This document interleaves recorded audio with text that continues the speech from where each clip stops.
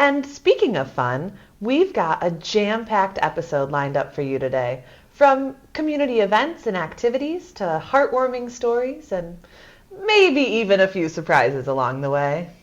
And of course, we'll be keeping you up to date with all the important news and announcements from right here at Freedom Village. So, grab your cup of joe, settle in, and get ready to start your week the Freedom Village way. Stick around, folks. The Monday morning show starts right now.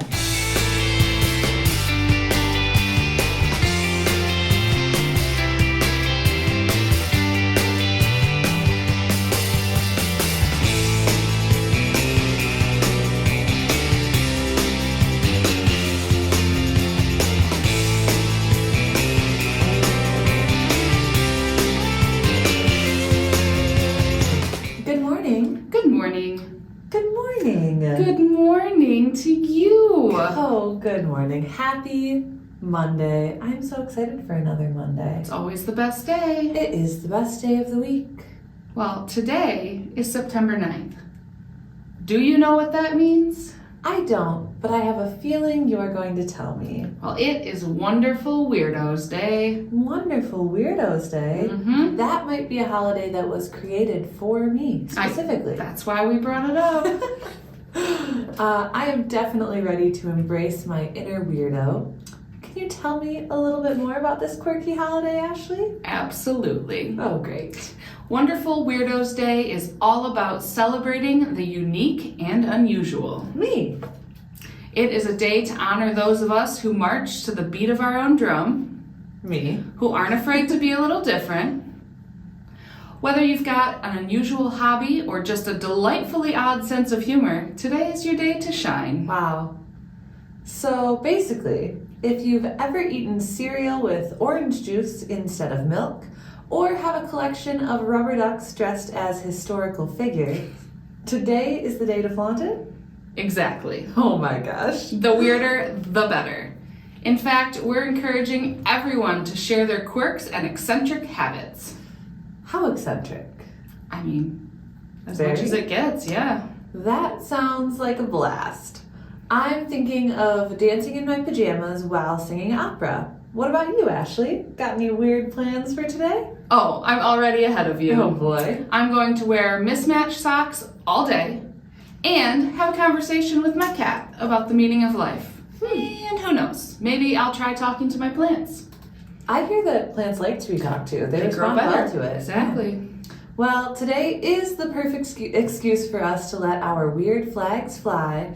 And who knows, maybe we'll discover some new trends for the upcoming holiday season. Absolutely. So, folks, let's make the most of Wonderful Weirdos Day. Embrace your quirks, celebrate your oddities, and remember, being weird is just being wonderfully you. Here's to all the wonderful weirdos out there. Keep being fabulous. And now, I think it is a good time to take a look at what we have going around Freedom Village this week. Nothing too weird. I mean, hopefully a little bit weird, but nothing too weird. On Thursday, September 12th, start your day with a breakfast out to Ida Red's. The tourists are gone, so now is the time. Yes. Bus leaves at 9 a.m., so make sure you're ready. Later on Thursday, don't miss the Holland Symphony Orchestra Classical Chats at 3 p.m. in the auditorium. It's a great opportunity to delve into the world of classical music and hear from the director of the orchestra about the upcoming concert on Saturday.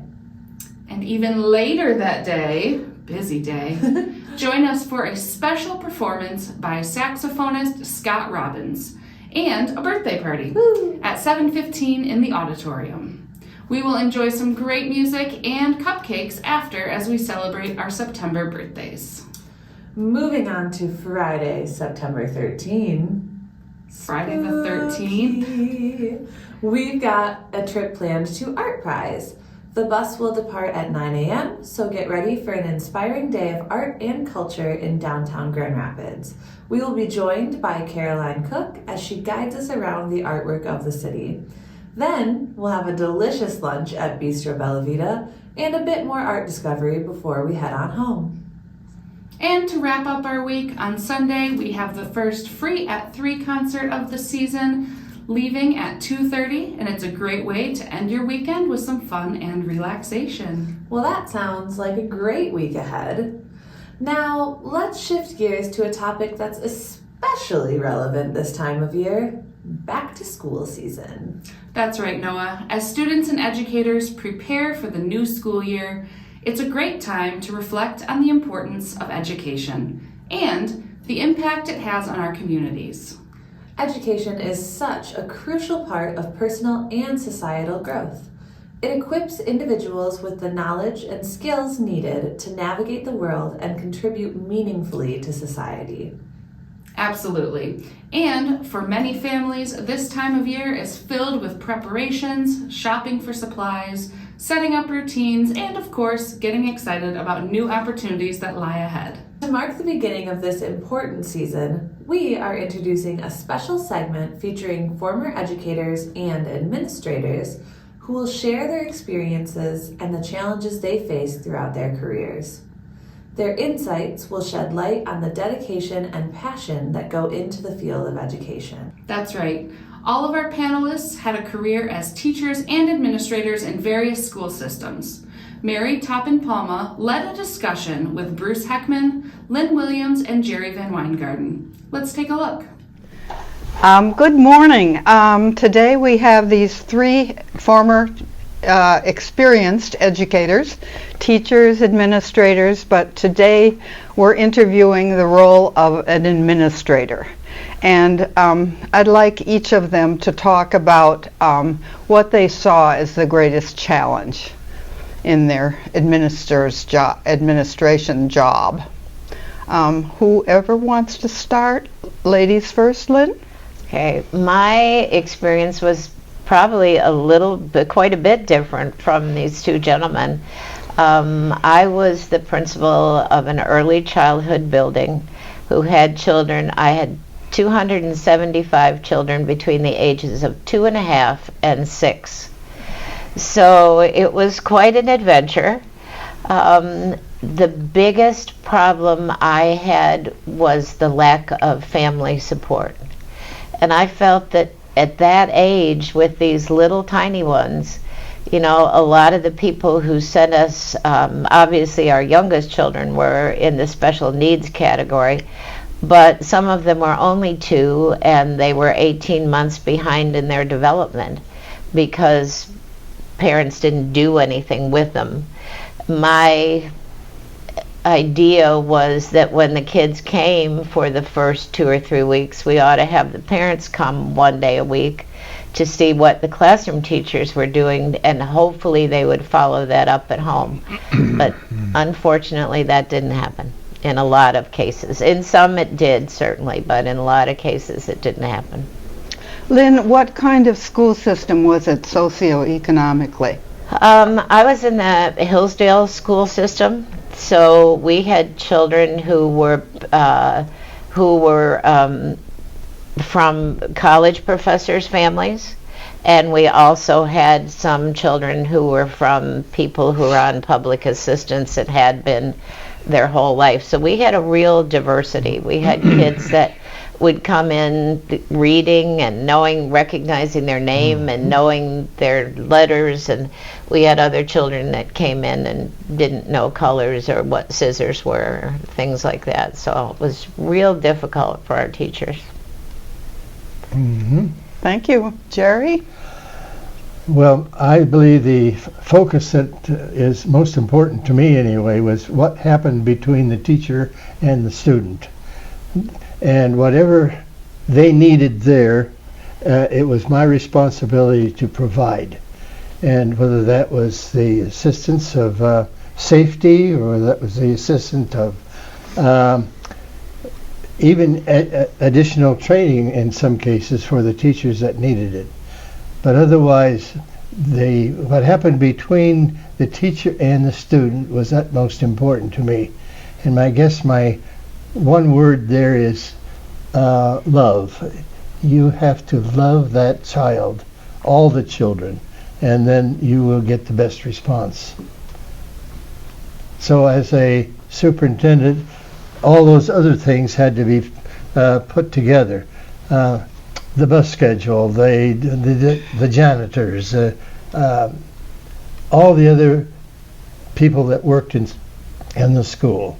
If there was special ed needed, we better provide it. All that kind of thing, and we did too, as far as that's concerned. So that was my purpose. As a former teacher, I certainly would have appreciated you as a principal, Jerry. Oh, thank you, thank you. Bruce? Well, I was, I guess you'd call me a rescue administrator. I was attracted to schools that were struggling, and all my experience was with faith-based schools in several places, and even in Tokyo. And I think the biggest challenge I find in not only schools but other organizations is to change the culture. That's the hardest thing. It takes the most time. It's a big challenge, and it takes not months, not days, but years actually. And so you go into a place where people are squabbling and complaining all the time, and you're trying to turn that into something more positive and less toxic, and it just takes a lot of work. And typically you have to hire wisely to try to nudge the culture in a different direction. But it's the most satisfying work you can imagine, because when you change that culture into one of positivity and belonging, I want every child to flourish. I want every child to feel that they're seen and belong. I want every teacher to see that they're seen and belong. And that's just a lot of hard work. And in some cases, you have to move some people on because they're just so stuck in the rut of the way they've been treating kids and their fellow colleagues that you just can't keep them along anymore. But most people welcome those changes. They want to be in a positive, joyful environment where they support each other and love each other and care for each other and work together as colleagues and build community. And so my goal always in schools, in the various schools I was to create communities of grace, and all the manifestations of what those words mean. And then when my job got easy, I would move on to another one, much to my wife's dismay. Thank you. Was there one type of interaction among the personnel that stood out? Was it the teachers among themselves, or the relationship with the administration and the teachers, or problems with parents? Well, as a superintendent, you have a more external view. You deal a lot with members of the community. You join the Rotary Club. You're the name and the face and the voice of the school in the community.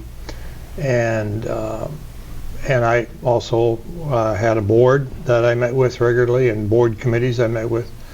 And so there's the variety of people you deal with is bigger.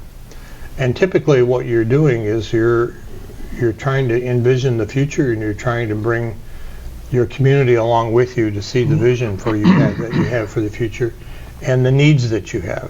And so, yeah, I worked with some amazing people. I raised a lot of money. Faith-based schools aren't publicly supported, and that was always a challenge. And I think so. some of the biggest gifts came from the most unlikely sources, and that was just such a huge blessing to meet people who had such a wonderful heart for the things that they cared about and would quietly be so generous. And others, it was like squeezing a juice out of a turnip. You know, it just you'd spend hours and hours and hours meeting with them and telling them about the school and encouraging their participation, and they'd give you a quarter. You know, so, Yeah. But that was just the nature of the game. And one of the things we didn't have to worry about so much then, which is a big deal now, is school safety. And My heart breaks every time I think about all of the things that have happened in Uvalde and Sandy Hook and other places, and I think that's been a huge change and a challenge, because when I was a principal, parents were welcomed into the school building. They would often come, and you have all these informal conversations with your kids' teachers. Well, now, you often can't get in the building. They're just locked down all the time. They become fortresses, and so challenges that kids have in relationships with parents, I think, are more difficult now, because we're keeping teachers and parents at arm's length from each other when they can't get in the building easily. So that's one of the big changes that I'm glad I didn't have to deal with. One of the things that helped in our system was we had an innovative superintendent come in, and she asked us what we would like. Hillsdale's a small town, and we had 3 K-5 elementary schools. So there were 2 fifth grades in this school, 2 fifth grades in the other schools, and the teachers automatically said, we want to all be together so we can work together, so we can share equipment, I don't have to call 2 other schools and say, when are you doing the electricity unit, and can I have the science for this? And this superintendent said, you give me all your reasons and we'll see if we can do it. And by gosh, she did. And there was not a box left in the city of Hillsdale in any appliance, grocery stores, or anything, because every teacher was moving. And that's how I ended up with the little children. And then there was a 1st and 2nd grade building, and a 3, 4, and 5. And making the teachers that much happier and feeling that they could really get something accomplished collegially was the start. Not that the teachers were unhappy, but knowing that there were 4 or 5 other people that you had there that you could work things out with, and that made a big difference. We didn't think the community was going to buy the not going to the neighborhood school, but we offered a bus system where your children could walk to the neighborhood school, and then they would be bused from that neighborhood school to the grade appropriate school they were in. And that's like Jerry was talking about the buses, and I'm thinking, my little kids, they didn't know numbers, most of them, to do the buses, so we ended up with these big animal decals, and you rode the cat bus, or you rode the horse bus, or whatever. That's great. So that the little kids would know. And it was just having all those great minds in the same place really made a difference to the teaching staff, and eventually the parents got used to it. So Change is hard. And it is. Especially big changes are very difficult to pull off.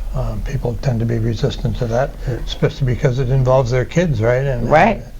So it takes a lot of time and a lot of talking to convince people that it's a good idea. I was once told that all change is hard, even good change. It is. Like Yeah. your case, that was good change, but Absolutely. it takes Yep. adapting. Speaking of safety, maybe the major safety that I was concerned with is because our district was such a large district. And by the way, I've been out of it for 30 years, so I'm talking of years ago. Ancient history. It's ancient history, although it's continuing now. Yes, of course. But the district, Hamilton is the largest district area-wise in the Lower Peninsula. So we had buses all over the place. Yeah. So that was an immediate concern. Just a little caveat on that. I would often talk to the bus drivers after they got back, and when I retired from being a superintendent, I got a certificate. It was a homemade certificate made up by the bus drivers, and there was one message on it. It says, "You called it right every time." which The weather. I was pretty happy that happened. But that was a major thing, because I didn't want those buses stuck out there in the snow.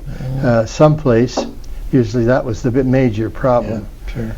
So that's why I would get up in the morning always at least 5 o'clock, get in the car, ride the roads, and see once whether I got stuck. And when I got stuck, at least a couple times, I did have to approach a farmer's house and says, "Can I use your phone?" It was before the phone's Before the time, cell phone, and yeah. the whole Sure, thing. sure. Yeah, landlines, right? Eventually, we got radios in the Yeah, buses, right. but at that point, so that was a rather important thing as far as I was concerned. And then along with that, you were talking about special ed and so forth. We had some, of course, laws that need to be enforced by the Right. state and by the country, by the national. And I was very happy that we could hire a very good special ed person. And she must have been good, because she wound up after a little while as the director of special ed at Hope College. Yep. So they hired her from us. So that's the way it goes.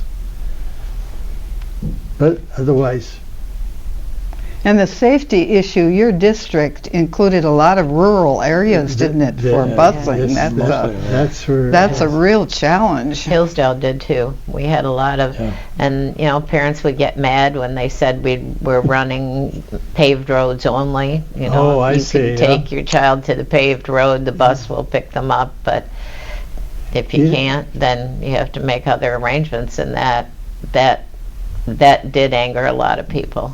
Well, it's difficult for a lot of Sure. parents. It is hard. Sure. When both parents are People working had to outside work, the home. that's it. What do you do with your kids? I had excellent bus drivers, really, really good ones. We did too. It takes a special person to It be a does. bus driver. It does. The one lady that drove the bus was probably best of all. She knew what to do. She knew how to farm, actually. So she drove a bus that took care of anything.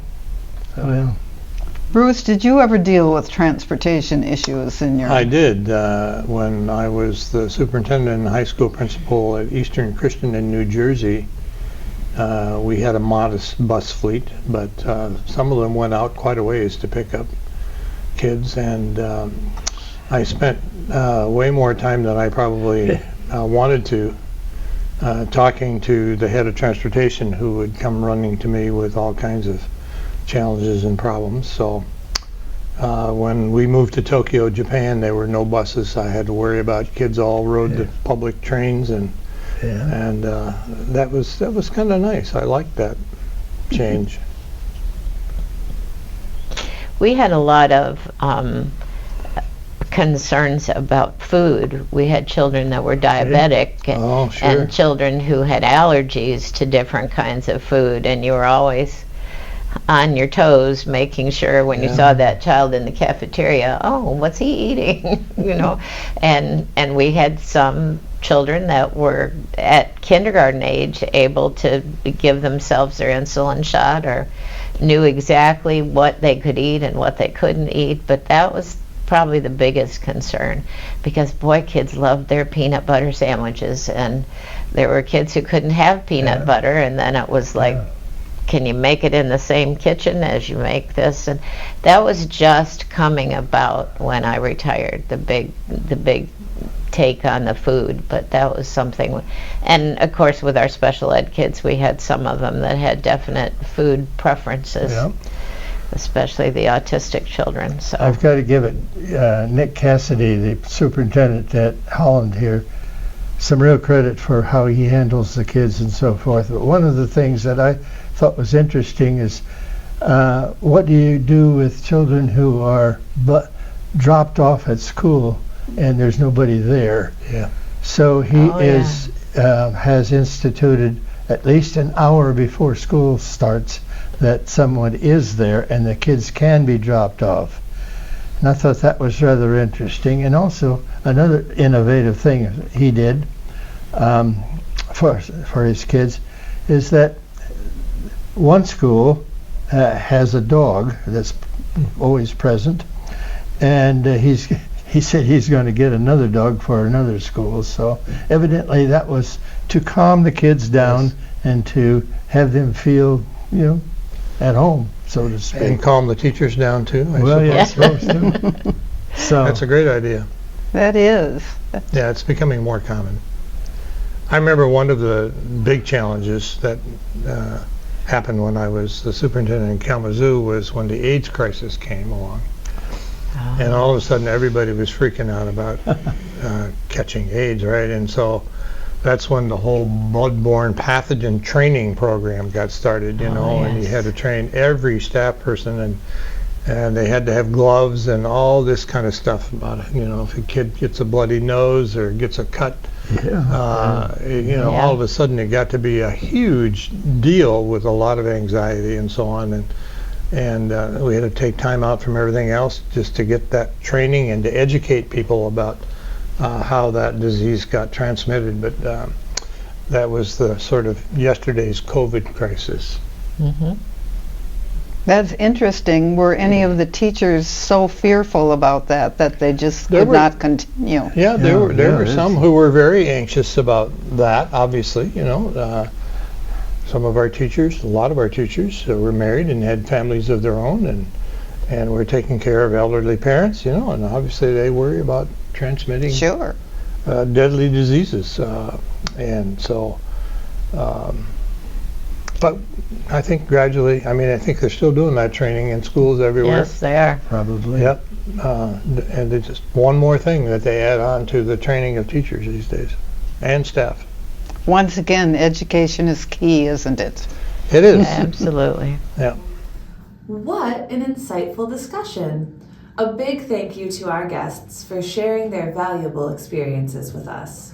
Indeed. Their dedication to education is truly inspiring. I liked that, right? Dedication to education. As we move into this back-to-school season, let's keep in mind the positive impact we can all have on learning and growth. And be sure to tune in next week for part 2 of our Education Today panel. We are almost out of time for today, but we're so glad you could join us. Ashley, any final thoughts? Just a big thank you to everyone who tuned in today. We hope you enjoyed the show and found it informative and entertaining. We sure hope so.